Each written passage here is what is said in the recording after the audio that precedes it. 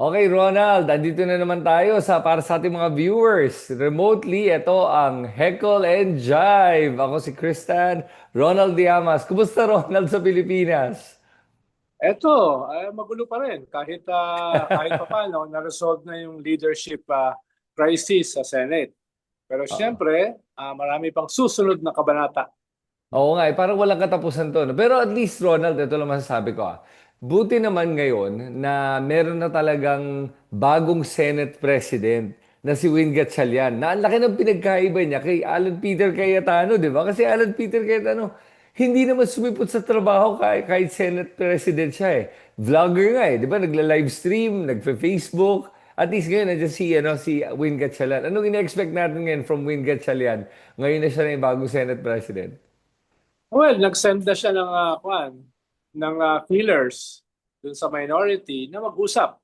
No? Dahil nga haharap sila sa isang impeachment trial. So Aha. mahalaga na mag-focus sila dun sa ebidensya na Mhm. dapat ay lumabas sa trial at eventually ay magdesisyon sila to acquit or to convict the Vice President. Pero habang ganyan kasi yung marami sa ating mga senador, tainted by corruption, tainted by even crimes against humanity, yung balancing act ay hindi ganun kadali. Mhm. Dahil ang dami mong mga kwan dyan ang tawag natin lesser evils. No? Mm. Kaso yung lesser evils, evil din yun eh. Oo So, nga eh.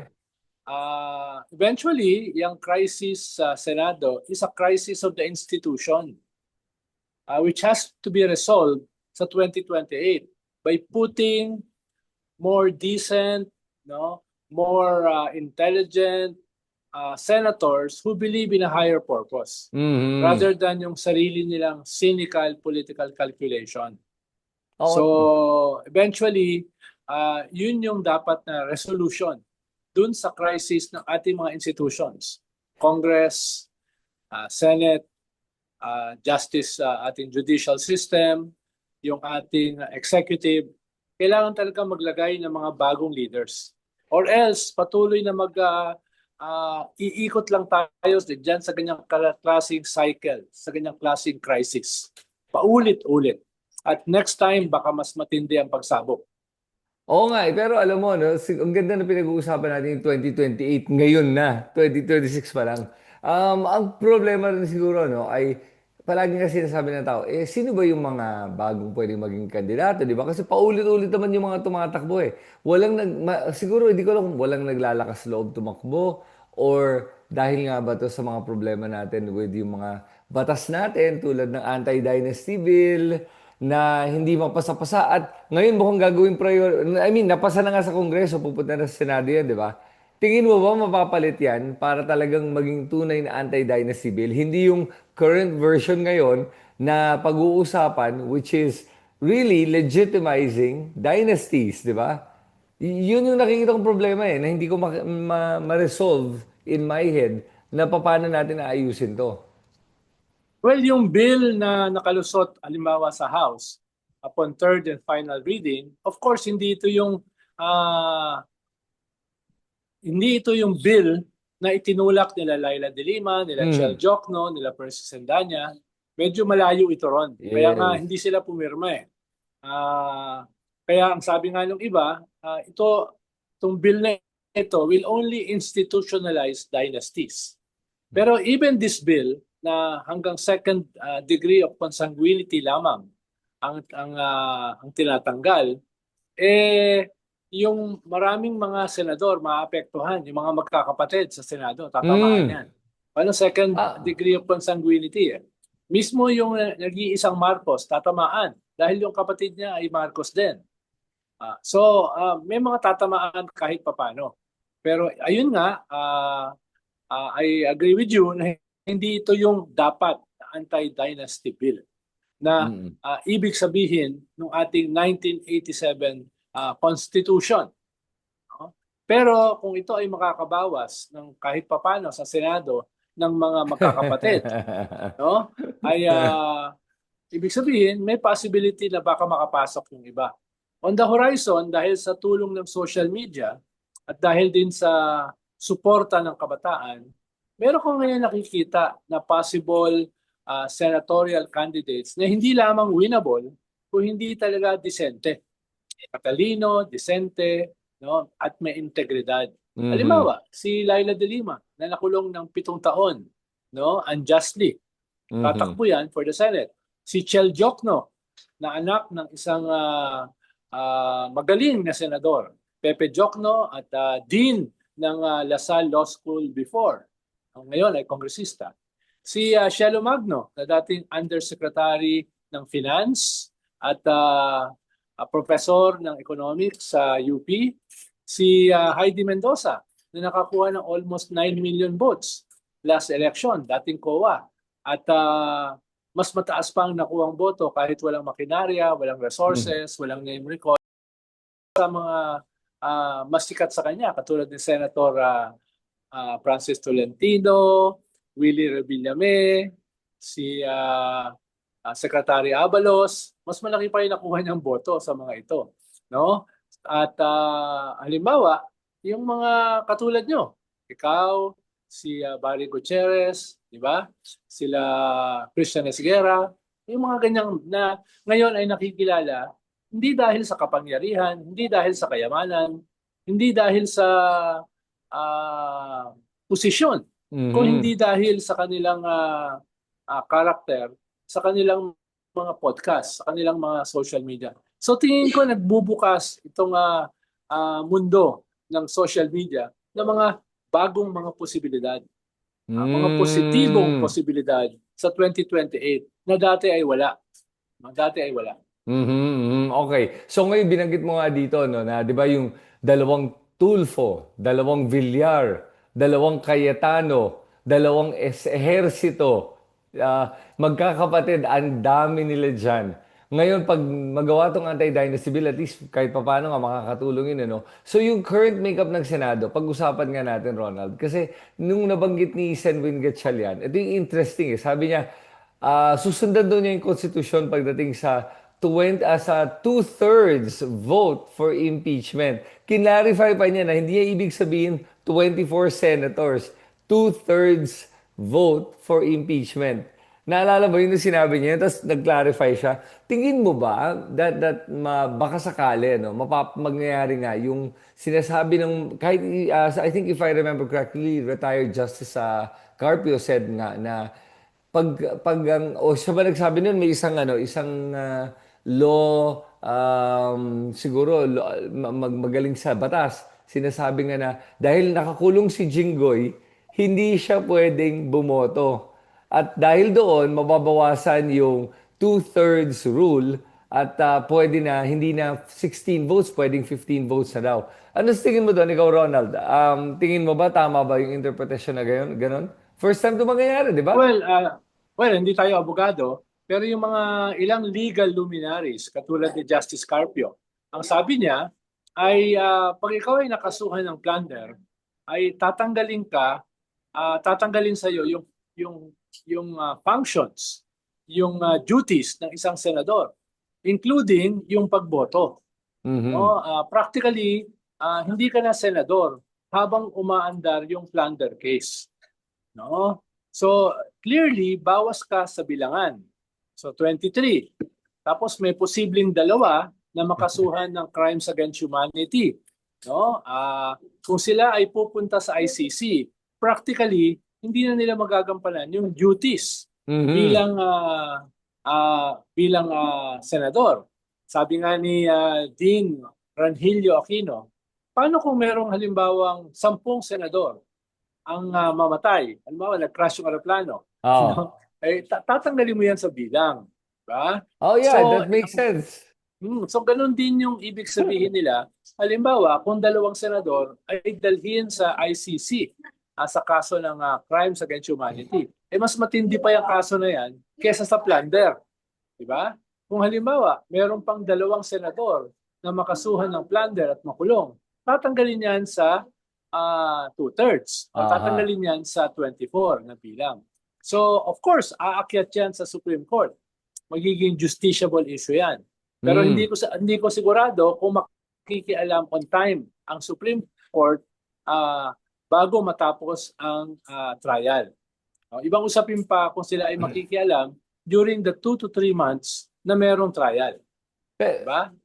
pero Ronald, alam mo na-realize ko, no, yung Supreme Court, lately, ever since ginawa nila tong so-called amendment sa Constitution nung sa impeachment ni Sara Duterte last year, parang ngayon medyo nananahimik na sila. Parang ngayon medyo nag-iingat na sila sa kanilang mga pagdedesisyon o pagbibigay ng kanilang mga interpretasyon sa batas, ano? Tingin ko baka naramdaman nila yung konting sunog sa na nakuha nila sa social media dahil sa ginawa nila. So dito nakikinom Medyo talaga, no? May epekto, no? Yung mga ginagawa natin. parang hindi konting sunog, malaking sunog sa kanilang imahe. Oo. No? Na dapat sana ay hindi na sila nakialam sa isang co-equal branch of government. At Mhm. dahil nakialam sila, ay na-demonize sila ng gusto.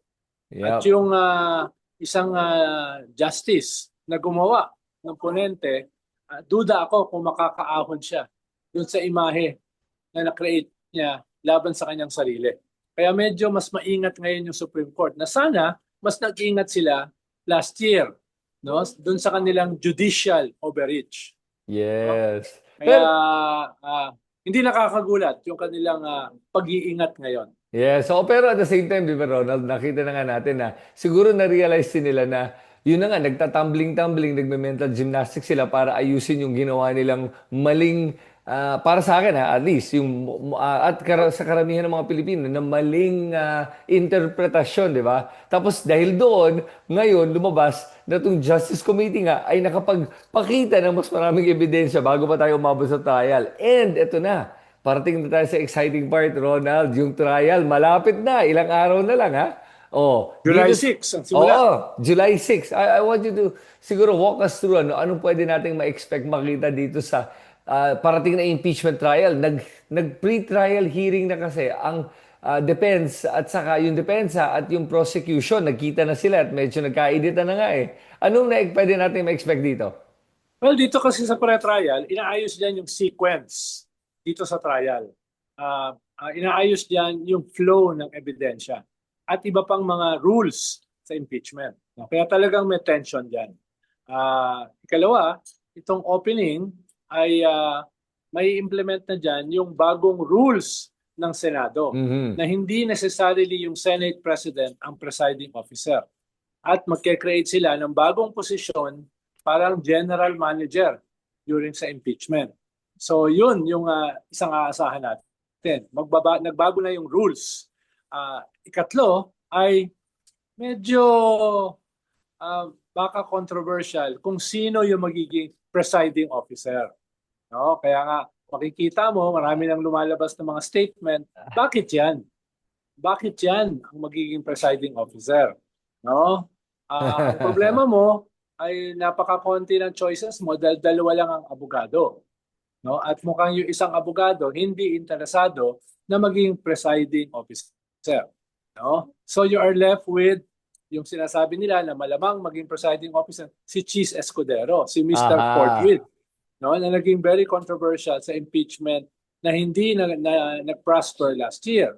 At meron pang standing case sa COMELEC at sa Ombudsman for plunder. Yep. Imagine mo, siya yung presiding officer na magpe-preside dito sa kaso ni Vice President Sara Duterte. Kaya nga sinasabi ko sa iyo, sa simula, itong crisis na ito ay hindi pa tapos. Matatapos lang yan sa 2028 kung meron kang may elect na mga matitinong mga senador para hindi ka na mamili between imperfect choices or lesser evils. Right. Pero Ronald, ano, sige, since tawagin na natin si Cheese Escudero, alam mo, nagulat nga ako na ginawa nila itong bagong Senate rule na to. Para sa akin, ang dating nito ay isa tong concession na binigay kay Cheese Escudero dahil nga siya yung unang lumipat at nag-attend nung Senate session na kaya nagkaroon ng acting president na si Win Gatchalian. Kasi kahit naman hindi abogado, pwede naman maging presiding officer. I mean, sa totoo lang, hindi nga kailangan maging abogado para maging presiding officer, di ba? Basta Senate president ka, you're automatically the presiding officer. Unless, I mean, Tito Soto, sabi na nga niya, di ba, nung time na yun, pinag-aaralan na nga niya to make sure na up to speed siya at alam niya kung anong gagawin niya bilang presiding officer ng isang impeachment trial. O siguro, dahil lang nga si Win, bagong Senate President lang, kinakapa pa niya, hindi siya sigurado, kaya bibigay na lang niya kay Cheese. Pero bakit nga kay Cheese, Ronald? Tama yung sinasabi mo. Parang I mean, kung pinag-uusapan natin ay impeachment ng isang officer, isang elected officer tulad ni Sara Duterte, ay di ba nakakalungkot na pinag-uusapan natin is betrayal of public trust. Tapos ito mismo yung presiding officer natin ay may sariling kaso nga na mukhang paano kung mangyari to, Ronald? Ito lang inisip ko biglang yung DOJ o yung ombudsman in this case, naglabas na ng charges against Chisa Escudero. Kasi remember, may mga lalabas pa yan eh. O paano kung nalabas na yan? At kailangan ng sampahan ng kaso at arestuhin sa gitna ng impeachment trial. O ito ba ang security niya? Ito ba ang kompromiso na nangyari behind the scenes na hindi natin alam? Para hindi siya maaresto at para baka biglang mag-magic at mawala yung kaso niya. I mean, I'm being a conspiracy theorist Pero Ronald, may point naman ako dito, di ba? Na pwede nga yun Tama, yung nangyari, di ba?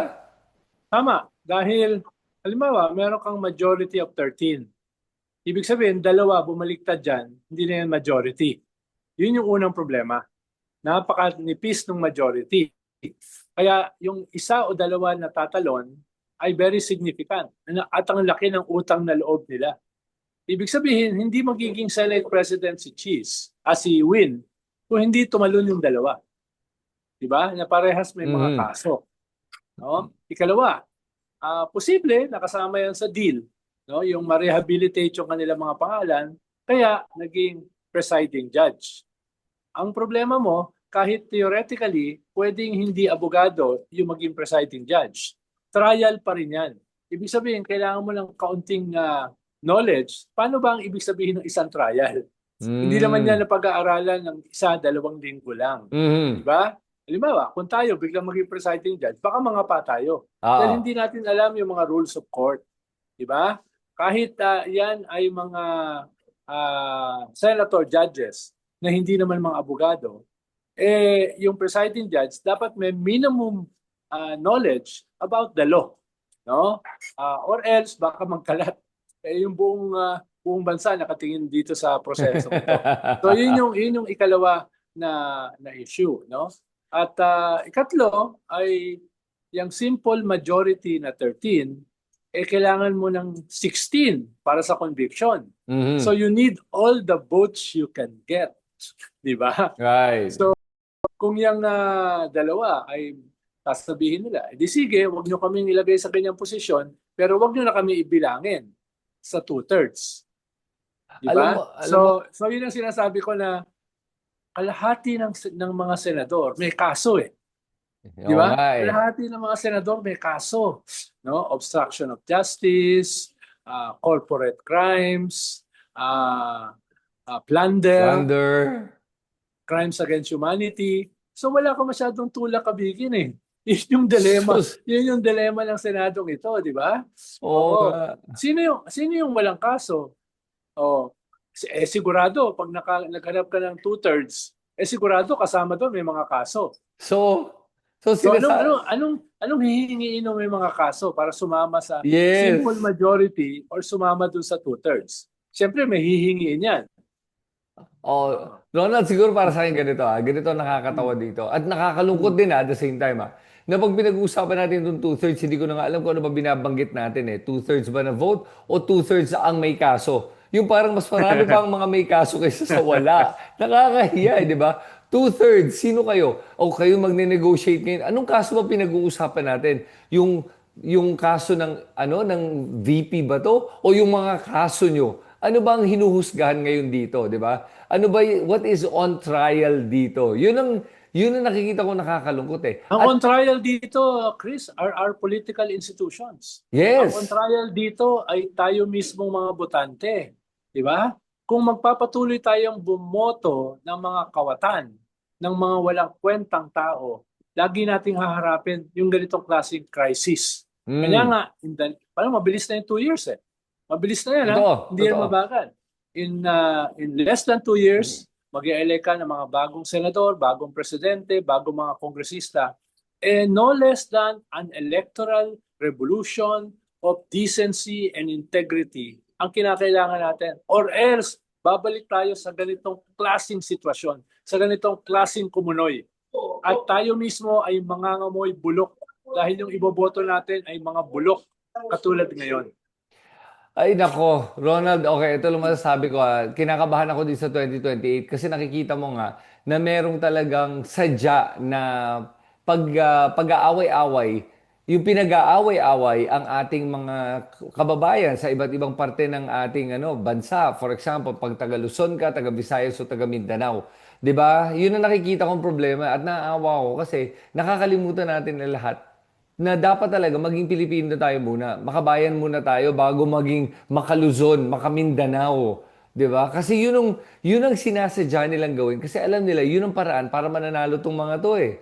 At hindi ko alam kung paano natin masosolusyonan to kung merong mga ilan sa atin ay ganun pa rin mag-isip yung parang, hindi, basta taga Mindanao, iboboto ko yan. Ganun na lang. At pakialam ko sa bansa natin, gusto ko basta taga Mindanao. Kahit na corrupt, basta taga Mindanao. Anong masasabi mo sa mga mga kababayan natin na ganoon pa rin mag-isip? Kasi hindi ko na rin alam eh. Pati ako parang part of me medyo hopeless sa ganyang fanaticism na basta taga Mindanao kahit na corrupt. Baka hindi lang. Kasama yan sa crisis ng ating bansa. Paano Mindanao ang pinakamayaman na bahagi ng ating bansa? Pero yan din ang pinakamahirap. Mhm. Kaya maraming mga tao parang kakalimutan na nila yung kahit anong kasalanan ng isang leader na taga Mindanao, basta taga Mindanao. At least baka itong historical crime against Mindanaoans na sila yung pinakamayaman pero sila yung pinakamahirap ay baka sakaling magkaroon ng oportunidad na mawakasan o mabawasan. Mhm. Kaya doon sila nang gagaling. Kaya the next leadership has to show na yung kayamanan ng Mindanao ay babalik sa kanila kahit yung leader ay hindi taga Mindanao. Mhm. Kumaga yung burden kasi ng isang historical crime na sa mga taga Maynila. No? Dahil nga, for a long time, since the birth of our nation, ay yung mga dayuhan na kumokontrol ng ating political system, ng ating economic system, ay ginagamit lamang yung resources ng Mindanao para sila ay yumaman. Kaya may ganong klaseng resentment ang mga tiga Mindanao. Kaya nung sumulpot yung isang leader na malakas na naging presidente galing sa Mindanao, parang okay na. Kalimutan na natin yung kanyang kasalanan. Dahil at the very least, tiga Mindanao siya. Na mali. Ah, Malinaw, mali. Diba? oh, Pinapaliwanag ko lang saan sila nanggagaling. okay. Saan yung kanilang hugot. No? Okay, I understand, Ronald, naintindihan ko tama ka naman doon sa hugot. Pero, ko-correct natin yung perception nila na dahil taga Mindanao, may ginagawa para sa mga taga Mindanao. Kasi yung huling Correct. presidente na taga Mindanao ay wala naman talagang ginawa para sa mga taga Yes. Mindanao. Ang ginawa niya Yes. ay, syempre, sure, nagbuo siya ng konting mga ayuda, tulong para magmukhang tinutulungan niya Mindanao. Pero alalahanin natin na ginawa niyang, na ginamit niya yung kanyang posisyon para hindi para sa Mindanao, para sa mga dayuhan, para sa China kung saan alalahanin natin yung mga nangyari at magkaroon ng massive dredging ng mga lupa natin, sariling lupa natin para gawin itong mga artificial islands na to. That's just one of the many crimes na ginawa nitong huling presidenteng to laban hindi lang sa mga taga Mindanao, laban sa buong Pilipinas. Tapos, pati dagdag mo na dito, yung massive corruption na nangyari nung panahon na yon, na hindi naman natulungan. At kung tutuusin, ang problema kasi ng yung imbalance na to ay hindi lang sa national government, pero marami din dito ay dahil sa mga LGUs, kung saan sila talaga yung nag-administer ng mga services at yung mga serbisyong pampubliko para sa kanilang mga constituents na hindi nila ginagawa dahil nga very popular ang warlordism sa southern part ng Pilipinas. At yun ang rason Yes. kung bakit, at saka hindi lang yun, sa warlordism at saka political dynasties. Yun ang talagang rason kung bakit hindi naaambunan ang mga ilang kababayan natin sa Mindanao. Sana maintindihan nila yun eh. Sa pagboboto nila yun sa mga sarili nilang mga politiko na taga Mindanao and yet hindi na sa serbisyo. Dahil karamihan sa mga yon ay ginagawa lang yun para sa kanilang sariling interes. Na yun ang problema natin sa lahat ng mga politiko. Kahit sa tagasan ka man, trust me, kahit sino itong mga politikong to, kahit ano ang mga regions nila, ang iniisip lang nila ay sarili nila. Sana maintindihan to ng ating mga kababayan eh. Kasi kung hindi, Yes, naku yes. Ronald, good luck sa ating lahat talaga. Yes, tama ka Chris, para nervyusin, para sa kabahan sa 2028. Dahil itong mga unprecedented crisis na matagal na natin pinag-uusapan, kung walang unprecedented response or solution sa 2028, tingin ko kinakabahan ako na baka tayo maging isang failed state. Mm. Dahil halimbawa, yung sinasabi mo, more than 80% ng ating mga politiko ay galing sa mga dynasties. Kung yan ay iwawaksi mo, sinong papalit? Mhm. May 80% ba na willing lumaban, pumalit, Yun. may kasanayan para paltan yung mga 80% na yan nationwide? So, Mhm. yun minsan yung problema eh. Sinasabi natin sa ating mamamayan na bulok yan, mali yan. Pero sino yung kapalit? Sino Yeah. yung willing to take over, no? Massive, unprecedented corruption, massive, unprecedented state violence, 35,000 pinatay extrajudicially. Yeah. Ngayon lang nangyari yan, ha? The first Asians to be charged with crimes against humanity, di ba? Unprecedented invasion ng ating territory Yep. since World War II. Yep. Tapos meron sila mga espiya, meron sila mga tsinador na pinagmamalaki yung pagiging traidor at taksil, di ba? Tapos wala kang leader, kulang ka sa leader na papalit dyan sa mga bulok na leader na yan. Kung yan, in the next 2 years, ay hindi natin maayos, mahanapan ng unprecedented solution, unprecedented leaders, baka maging failed state tayo, baka mag-away-away na tayo, baka magsisid na yung Mindanao, baka yung iba't ibang aksyon ng ating military mag-away-away na dahil walang political center na mag-unite in a new way sa ating mamamayan at sa ating bansa. Kaya ang laki ng nakapatong sa atin sa ating mga balikat itong next 2 years. No? Yeah. Yung may matitino, pero willing ba silang tumakbo? Yeah. Maraming magaling, willing ba silang paltan itong mga dynasties na ito? Dapat makumbinsi natin sila. Yeah. At hindi lang yung mga kandidato, no, Ronald, ito din eh. Yung problema nga tama nung sinabi, yung mga botante. Kasi pag tinignan mo nga, tama ka din na pag tinignan mo yung sa local governments, ito masasabi ko, alalahanin natin na karamihan ng mga mayor na nakaupo ngayon ay galing sa mga dinastiya na nandun na since 1986. Okay?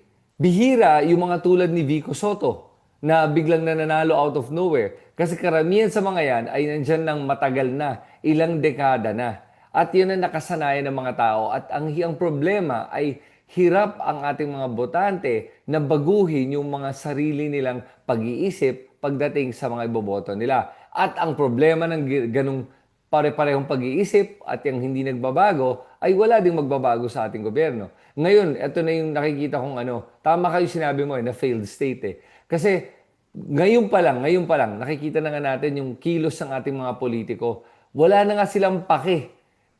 Bastusan na nga yung mga korupsyon na ginagawa nila. Harap-harapan nilang inaamin yung mga ginagawa nilang kriminal.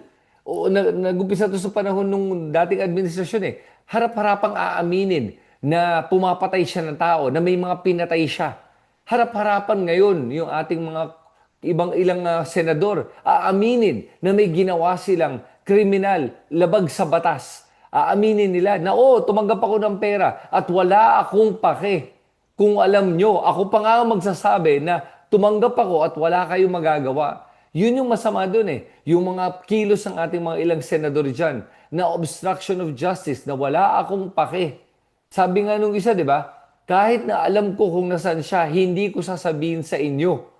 Kahit na alam ko na kung nasaan nagtatago ang isang pugante, hindi ko sasabihin sa inyo. Can you imagine yung ganong kilos with impunity Meron kang isang vice-presidente na pag kumilos with impunity, ipapapatay niya ang presidente at wala akong pake kahit sasabihin ko yan, kahit alam kong labag yan sa batas, sasabihin ko yan at alam ko kasing wala kayong magagawa. Yun yung nakakatakot at kaya nga mukhang aabot na nga tayo sa failed state eh. Kasi yung ganyang impunity ay mas lalala kung nakita nila na makakalusot pa sila dito sa 2028 elections na to. Okay, so umpisahan natin to dito sa point Kaya natin. Chris, kailangan mo ng mga leader na hindi lang magaling, hindi lang disente, hindi lang may integridad. Kailangan mo ng leader na matatapang. Dahil sa ating kasaysayan, yung mga nagiging alternatibo dito sa mga dynasty na ito, dito sa mga masasamang elemento na ito ng ating lipunan, na merong private armies, merong sobrang dami ng kayamanan, may hawak ng mga pulis, may hawak ng mga tao sa gobyerno, hindi yan ganun kadali. Mhm. Either ikaw ay dudurugin or worse, ikaw ay papatayin o tatakutin. Kaya yung labanan dito ay hindi simpleng paghahanap lamang ng alternatibo.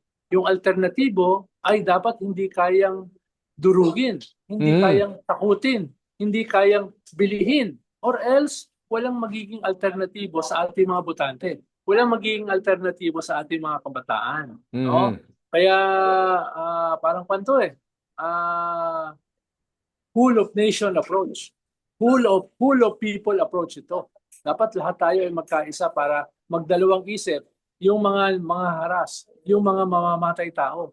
Imagine mo, in less than 6 years, 35,000 ang namatay extrajudicially. Yeah. Imagine mo, isang vice president, mismo ang presidente, tinethreaten ng assassination. E paano pa yung mga karaniwang tao katulad natin? Di ba? So, marami na magagaling. Ay, wag na lang. Baka mapahamak pa kami. Oy, wag na lang. No? Ano bang mapapala namin dyan? Oo nga. Diba? Yun yung maunawaan din natin. Bakit marami ay nagdadalawa o nagtatatlong isip na maging alternatibong leader kaharap itong mga makapangyarihan ng mga dynasties na ito na merong mga sariling private armies, sariling mga hitmen at maraming tao sa gobyerno ang hawak nila. Mhm. At dagdagin mo dyan, dagdag mo na rin dyan, Ronald, na may mga ilang sektor at ilang sect, religious sects na na merong hawak din sa ating gobyerno na sinusubukan nilang itulak yung kanilang mga miyembro at inilalagay sa mga ilang pwesto sa ating gobyerno. Kaya doon tayo nahihirapan din at ginagawa nilang sarili nilang mga kingmakers. Kaya para sa akin, tama yung sinasabi mo na maganda yung call to action natin ngayon sa episode na to na dapat talaga maayos natin yung pagboboto natin. So, Ronald, siguro ang nakikita ko din sa mga pinag-uusapan natin ngayon ay hindi yung spotlight sa mga politiko, pero yung spotlight na sa atin. Kasi tayo yung problema eh. Yung pag, yes, marami sa ating mga Pilipino ay naiinis sa korupsyon. Pero mismo tayo, tinatanggap natin yung korupsyon sa araw-araw na ginagawa natin, araw-araw na pag-iisip natin, araw-araw na desisyon na ginagawa natin. Yun yung problema. Yung pagboboto natin, hindi natin naintindihan ano epekto niyan sa buong sitwasyon. Kasi nga, ito yung nakikita kong pag-iisip ng karamihan sa atin. Feeling natin kasi wala tayong tunay na kapangyarihan. Feeling natin, ano ba magagawa ko? Isang tao lang ako, maliit lang ako, isa lang yung boto ko. Alam mo, dun ko nakikita yung pagka walang pag-asa, yung pag-iisip natin. Kasi nga, dahil karamihan sa atin feeling powerless, kailangan natin ma-empower ang ating mga kababayan na maintindihan nila na malaki ang kapangyarihan nila. At paano natin malalaman na may kapangyarihan talaga tayong lahat? Ito lang yun, ganito kasimple. Isipin mo, pansinin mo, lahat ng ating mga politiko ngayon, anong ginagawa? Hindi naglalabanan sa korte, hindi naglalabanan sa loob ng mga sessions, naglalabanan sa public opinion, sa social media. Kasi alam nila na ang kapangyarihan ay nasa sa atin lahat. So yun ang magandang paalala dito eh. Bakit gumagawa ng mga live streaming itong mga politiko at madalas nagpapapresko na yon? Kasi kinukuha nila yung loob natin at yung isip natin. Dahil alam nila, pag nakuha nila yung public opinion o tayo, yung pag-iisip natin, sila ang mananalo sa labanan na to. Mas importante nga ang public opinion ngayon kesa sa korte. In my opinion, ha, yun ang nakikita ko. For example, nakita mo tong ano nangyari sa Senado, di ba? Alan Peter Cayetano, imbis na makipaglabanan sa Senado, nakipaglabanan siya in the court of public opinion na kahit hanggang ngayon, palagi pa rin siya nagla-live stream. Nakakahiya, nakatong si Alan Peter Cayetano. At Ronald, alala mo yung nakita mo yung sinabi niya nung isang araw lang, di ba? Na kaya lang naman daw siya gusto tanggalin bilang Senate President para daw matuloy ang impeachment. Alam mo, nakakatawa to si Alan Peter Cayetano. Parang pinapalabas niya na ayaw niyang matuloy ang impeachment. Kaya gusto niya maging Senate President. Pambihira talaga to, no? Yung pambubudol na ginagawa niya. At Yes. banggitin ko na rin, Ronald, yung kay Cheese naman, alam mo, siguro bilang, pag siya yung maging presiding officer din sa impeachment, na hindi ko talaga alam kung anong iisipin ko dito. Kasi alam mo na in the back of his mind, merong motive or ulterior motive itong si Cheese Escudero eh. Tingin mo ba magpapakatino yan bilang presiding officer ng impeachment? O kaya sino pa yung mga ilang pwede? At final na ba ito si Cheese Escudero? Because lumalabas na siya na nga daw yung pinili at napag-usapan behind the scenes. Pero publicly, ang sinasabi ni Senate President Win Gatchalian ay meron pa daw pinagpipilian at pag-uusapan at baka nga daw si Senator Kiko Pangilinan ang maging presiding officer. Ano tingin mo? Final na ba to o hindi pa? Kasi pag final na to, ewan ko lang talaga pag kesong Almost. Almost. Ibig sabihin, nako. hindi pa talaga yung final, pero going there. Ay, Dahil nako. malamang ang kanyang kasama yan sa deal sa kanyang pagtalon. No? At kasama yan sa deal sa posibleng maging boto niya dun sa two-thirds. Diba? Ah, Nangangailangan sila ng all the votes they can get. No? Paano? Halimbawa, yung mga tipo nila Kiko, sa'yo na yun eh. Malinaw na oh, yung boto nun eh. Ang hinahanap mo, yung hindi pa sa'yo. okay. Diba? Yun ang hinahanap mo eh. Oo So, nga. minsan ay talaga mapipilitan ka sa mga hard decisions. Diba? Okay. Sa mga hard decisions. No? Ang problema, baka pangit ang optics. Diba? Medyo pangit ang optics. Kaya binabalanse yan ng mga katulad ni Win Gatchalian, no? Ano ba ang tamang balance para ma-maintain yung image ng bagong majority, ng bagong Senate leadership na mas kabaliktaran nung leadership nila Alan Peter at saka nila Marcoleta. Diba? Mhm. Yan yung pan mo. At the same time, dahil nga napakanipis ng majority at mas malaki yung kailangan mo dito sa impeachment, nagne-negotiate ka. Diba? Mm. Nagne-negotiate ka. Although walang aamin na nagne-negotiate sila. Ano Yes. ang problema kasi ay marami sa mga ating mga kababayan, Chris, hand to mouth ang existence. Di Yes. ba? Ang iniisip nila, ano ba yung papakain nila sa susunod na araw para sa kanilang mga anak? Di ba? So, hindi mo rin sila masisisi na kapit sa patalim eh. Kung Mhm. sino yung magbibigay sa kanila ng ayuda, kung sino yung magbibigay sa kanila ng pabuya, kakapitan nila dahil nga ang kanilang issue is survival. Di ba? Yun ang issue nila eh. Kahit alam nila na ito ay talipandas, ito ay kawatan. Kung bibigyan sila ng lifeline for a few days, no? Para hindi magutom yung kanilang mga anak, yung kanilang pamilya, kakapitan nila. No? Unless makakita sila ng isang inspiring leader na kahit yung kanilang sikmura, kahit yung kanilang gutom, kahit yung kanilang safety, ay willing silang isacrifice para sundan itong leader na ito with the promise na magbabago ang kanilang kinabukasan. Yun yung hindi ko pa nakikita. Mm. That inspiring leader na pwede nilang kalimutan yung kanilang hand-to-mouth existence. Pwede nilang kalimutan yung kanilang anak na pag nilagnat ay walang pambili ng gamot. No? Pwede nilang kalimutan, di ba? Yung kanilang insecurity, yung kanilang Ah. economic insecurity, dahil at a certain point ay kailangan magkaroon ng break mula dito sa dependency nila sa mga corrupt na government officials pero binibigyan sila ng barya, di ba? At yung promise ng isang leader ng isang maayos na kinabukasan. No? Mm. Pero in between, magugutom sila. Okay. Okay, tama ka doon and valid point yon. And alam mo, Ronald, na-realize ko, ito yung kailangan baguhin ng ating mga kababayan pagdating sa ganung issue. Alalahanin nila na hindi utang na loob yung pagbibigay ng ayuda sa kanila. Kailangan magkaroon tayo ng, kailangan yung mga Pilipino, yung mga kababayan natin, magkaroon ng konting entitlement naman. Na sabihin nila na, hoy, sandali, I deserve that. You owe me that. Akin yan. Galing yan sa kaban ng bayan. Bigay mo yan sa akin. Hindi mo pwedeng hindi ibigay yan. Baka sana magkaroon tayo ng konting ganun. Konti man lang. Nasabihin na, o pag nakakuha ko ng ayuda, ninakaw mo naman, ninanakaw mo yung karamihan yan. At least may makuha akong konti. At pag nakuha nila yun, huwag nilang iisipin na may utang na loob sila sa ating mga politiko. At buti nga ngayon may nakikita ko mga ibang politiko na pag ginagawa nila yung trabaho nila, for example, sino ba yung nagsabi recently na you don't need to thank me, ginagawa ko lang trabaho ko. May nagsabi nun sa mga politiko natin, I appreciate that. Yung pagpapaalala na, na ginagawa lang nila ang trabaho nila at hindi kailangan magpasalamat ang tao sa kanila pagdating dito. At yun ang kailangan nating malaman at maalala bilang Pilipino na meron tayong mga karapatan na kailangan makuha natin. Karapatan na makakuha ng maayos na tirahan, karapatan to healthcare, karapatan para makakuha ng edukasyon. Yung mga ganun, mga basics, may karapatan tayo dyan. Kaya pag nakakuha ka ng tulong pagdating sa mga issue na yon, hindi mo kailangan na parang magkaroon ng utang na loob dito sa mga politikong to.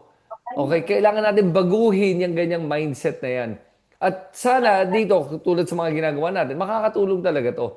Ngayon, huling gusto kong pag-usapan ngayon, ano, tingin mo ba, Ronald, dito sa pre-trial hearing, going to the hearing itself, na baka magkaroon pa ng delays? O tingin mo, yun na nga, pati si Cheese, medyo nasunog na ng konti at naramdaman niya yung init na binigay na nakuha niya sa mga mamamayan. Tingin mo ba baka may gagawin na naman siya para masabotahe itong impeachment natin? That is not beyond him. Ayun na nga No? eh. That is not beyond him. Pero, inuulit ko, napakanipis kasi ng majority. Ah, Mas malaki yung kailangan nila para sa conviction. No, yun yung kanilang dilema. Kumbaga, kailangan nilang tanggapin kung ano yung nandyan. No? Dahil hindi nga ideal yung sitwasyon eh. Di ba? Mismo yung kanilang mga kasama ay hindi sila sigurado kung yan ay boboto for ah, conviction. Halimbawa, si JB Ejercito, sinabi na niya last year na hindi ako sang-ayon dito sa impeachment ni Vice President Sara. Kasama siya sa majority. Hindi ito yung majority ni Alan Peter dati. Si Mig tama. Subiri, taga Mindanao yan. No? Si Mig Subiri, taga Mindanao yan. Willing ba siya na kasuklaman ng mga kababayan niya sa Mindanao by convicting Vice President Sara? No? So, yung ganyan ba, hindi lang si Cheese or si Joel ang Tama. medyo pagsususpetsahan mo. Mismo yung iba mong kasama. Kaya dapat very compelling yung evidence at dapat yung evidence ay talagang iwagayway ng mamamayan para matakot sa mamamayan itong mga senador neto which leaves much to be desired. Diba? Hindi ito yung mga senador na pinag-uusapan natin na may ideology, may Mhm. vision, may principles, Yep. may integrity, Yep. no? Wala kang nga masyadong mapili. Halos lahat ng senador natin may pork barrel eh. Oo. Halos lahat ng ating senador may allocables may insertions Di ba? Ang issue lang natin ay yung level ng corruption. Di ba? Wala ka namang Rene Sagisag Wala kang, nag-iisa lang naman si Ping Lacson na hindi tumatanggap ng pork Ay Ang nako. trabaho ng mga senador is to legislate. Pero Mhm. most of our senators from both sides, from all factions, ay merong pork barrel. Linawin natin yun, ha? Oo. Kaya nga, ang gusto natin, magkaroon ng bagong sistema na lahat ng legislators, congressman yan o senador, ay magiging legislators, Yep. hindi executive na Yep. merong allocables, di ba? Yun yung Yep. yun yung issue Kaya nga sabi ko ang what is at stake is our institutions. Yes. No? Siyempre mahalaga yung mga tao na papalit. No? Ang alam ko lang kasi yung senador na hindi tumatanggap ng pork barrel, dalawa lang. Si Rene Sagisag at si Ping Lacson. Yes. Ay, okay. Pero tama yung binanggit mo, no? Yung kay Mig Zubiri at saka kay JV Ejercito, no? And for me, ganito lang kasimple. Number one, yung kay Mig Zubiri. Hindi ko lang kung nabalitaan mo to, no? Na nagpa-commission siya ng survey para malaman kung ano ba yung sentimento ng kanyang either constituents o yung buong Pilipinas. Nagpa-commission yan eh. At nakita nga niya dito sa survey na karamihan sa ating mga kababayan are now shifting away from the Dutertes in more ways than one. In terms of the impeachment, na mas marami nga gustong matuloy itong impeachment at gusto makita yung ebidensya. At hindi lang yon pati dun sa presidential survey, nakikita natin na nagsishift na away from Sara Duterte ang mga kababayan natin. Karamihan, okay? So, I think that allows him a little bit of perspective na makita na, oo nga, teka lang, baka pwede na nga akong bumoto sa tama. Which is unfortunate na ginagawa niya to, na political calculation rather than basing his decision on evidence. And para sa akin, ganun lang kasimple para sa lahat ng mga senador. Ito mensahe ko is bumoto lang kayo based on evidence. Yun ang hinihingi ko. Sa impeachment na to, kung matibay ang ebidensya at kung napatunayan na guilty si Sara Duterte, you must convict. Pero kung hindi matibay ang ebidensya, then you have to acquit. Ganun lang yon. At ang conviction na to ay hindi tulad ng isang criminal conviction where the burden of proof has to be beyond reasonable doubt. Tama ba yun, Ronald? 'Di ba dito basta maramdaman makita mo na oo nga no, parang may nagawang mali, that's enough for conviction. If I'm not mistaken, 'di ba? Compared to Hindi, iba to eh. Iba to, political to eh. Hindi ito isang usual court na beyond reasonable doubt. Ito ay isang Senate as a trial court. At yung mga judges mo rito ay mga hindi abogado. So mas malaking bahagi nito ay hindi legal. Ang malaking bahagi nito ay political. Mhm. No? Kaya hindi yung beyond reasonable doubt ang hinahanap dito. Okay. No? So It's tama nga about 'yon. numbers.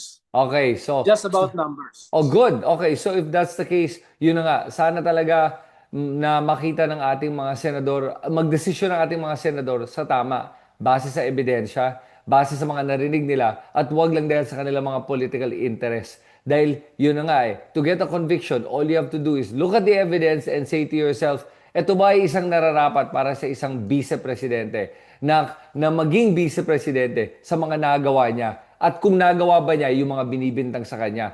Kung nakapagbanta ba siya sa buhay ng isang presidente, first lady at former speaker of the house? At kung nagbigay nga siya ng mga 50,000 envelope sa kanyang mga sa mga DepEd officials o kaya kinuha ba niya yung confidential funds at nilustay niya in one day? At kung wala nga talagang mga Mary Grace Piatos, yun ang mga kailangan malaman. At kung totoo yun, kailangan talaga matuloy ang conviction. Yun lang. At Ronald, salamat sa oras mo ngayong araw na to. Alam ko may mga iba ka pang programa kasi sobrang kang in demand ngayon at ang dami mo ng mga bagong shows. Ang hirap ka ng mahagilap. Pero Ronald, pagbalik ko in the next few weeks, magsasama na naman tayo. Pero for next week, online na naman tayo, live na naman dahil inaabangan to ng ating mga Sige, viewers. Ha? O sige, anytime, may anytime. huli kang mensahe bago tayo magpaalam? Marami na tayo na pag-usapan eh. Ayan eh. No? Marami na tayo na pag-usapan. O No? sige. Kaya okay na yan, no? Ah, Pero yun, parating tayo sa isang bagong kabanata. The start yes. of the impeachment process, no? Sa July 6. At Ayun. ngayon, katatapos lang ng pre-trial meeting, no? At ngayon, yung controversy tungkol sa magiging presiding judge ng impeachment ay hinaharap ngayon ng maraming tao at pinagdedebatihan as we speak, no? Pero ayun nga, yung ating kinakaharap ay nangangailangan ng mga bagong leaders, no? Okay. Kaya isa ka sa dapat tumayo bilang bagong leader. O sige, habang nasa Porto ako, pag-iisipan ko yung mga sinasabi mo sa akin, Ronald. Alam mo, baka one day, pumasok yan sa akin kokote at matauhan ako at baka gawin ko yung isang bagay na talagang medyo alanganin akong gawin. Sige, Ronald, salamat sa oras mo. And Yes, for all the salamat, viewers out Chris. there, I'm Kristan, si Ronald Llamas, at ito ang Heckle and Jekyll and Jive. Jive. Yes. O, ingat kayong lahat. Ingat, Okay. Ronald. Enjoy your day. Magkita tayo sa next week ulit. Thank Ha? you. Okay, sige. Paalam na.